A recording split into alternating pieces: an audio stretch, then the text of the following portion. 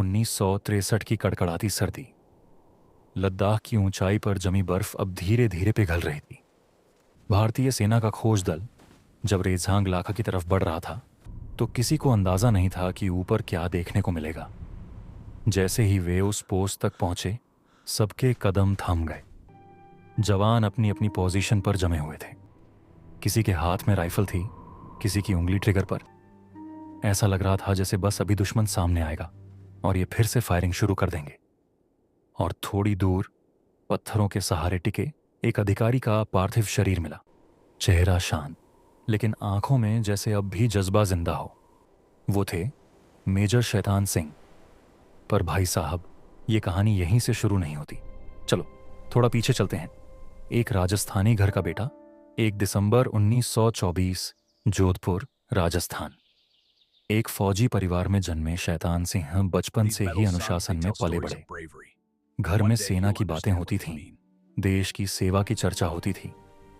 राजस्थान की गर्म रेत में खेलने वाला ये बालक आगे चलकर बर्फीले पहाड़ों में इतिहास लिखेगा, किसे पता था। 1949 में उन्होंने भारतीय सेना ज्वाइन की और कुमाऊं रेजिमेंट से जुड़े। स्वभाव से शांत, पर अंदर से फौलाद। अपने जवानों के बीच ऐसे रहते जैसे बड़े भाई हों। जवान कहते थे, साहब आगे चलते हैं, हम पीछे पीछे। जब हालात बिगड़ने लगे, 1950 के दशक के आखिर में भारत और चाइना के बीच सीमा विवाद बढ़ने लगा। ऊपर से हिंदी चीनी भाई भाई के नारे, लेकिन जमीन पर तनाव बढ़ता जा रहा था। 1962 में हालात इतने बिगड़े कि खुला युद्ध शुरू हो गया। लद्दाख का चुशूल सेक्टर बहुत ही अहम था। अगर यह हाथ से निकल जाता तो हालात बहुत बदल सकते थे। और चुशूल की सुरक्षा की एक मजबूत कड़ी थी रेजांगला। रेजांगला जानलेवा ऊंचाई, करीब 16,000 फीट की ऊंचाई, सांस लेना भी मुश्किल। तापमान 0 से कई डिग्री नीचे, चारों तरफ बर्फ ही बर्फ। यहीं तैनात थी 13 कुमाऊं रेजिमेंट की सी कंपनी। कुल लगभग 120 जवान और कमान थी मेजर शैतान सिंह के हाथों में। उधर चीनी सेना संख्या में कई गुना ज्यादा, हथियारों में भारी। पर साहब, जंग सिर्फ हथियार से नहीं, हौसले से भी लड़ी जाती है। 18 नवंबर 1962, वो सुबह सुबह करीब 5 बजे। घना कोहरा, तेज ठंडी हवा। अचानक पहाड़ियों से गोलियों की गूंज आई। चीनी सैनिक लहरों में नीचे उतर रहे थे। उनकी संख्या बहुत ज्यादा थी। पहला हमला भारतीय जवानों ने रोक दिया। दूसरा हमला फिर विफल। मशीन गनों से गोलियां हों बरस रही थी। बर्फ लाल हो रही थी। पीछे हटना मना है।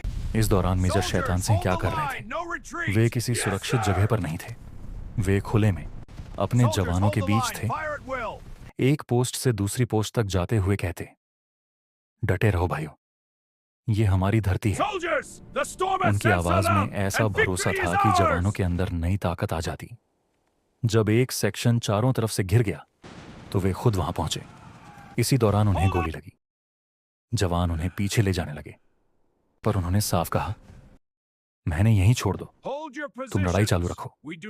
राजस्थानी लहजे में निकले ये शब्द आज भी इतिहास में गूंजते हैं। आखिरी सांस तक गंभीर रूप से घायल होने के बावजूद वे अपने जवानों को निर्देश देते रहे। ठंड, खून का बहना, सब कुछ सहते रहे। आखिरकार 18 नवंबर 1962 को उन्होंने वीर गति पाई। करीब 120 में से 114 जवान शहीद हुए, लेकिन किसी ने पीछे हटने की कोशिश नहीं की। सब अपने मोर्चे पर डटे रहे। जब सच्चाई सामने आई महीनों बाद, जब बर्फ पिघली या और खोज दल पहुंचा, तो हर जवान अपनी पोजीशन पर मिला। कोई भागा नहीं था, कोई डर कर छुपा नहीं था। यह था असली जज्बा। सर्वोच्च सम्मान मेजर शैतान सिंह को मरणोपरांत भारत का सर्वोच्च वीरता पुरस्कार परमवीर चक्र दिया गया।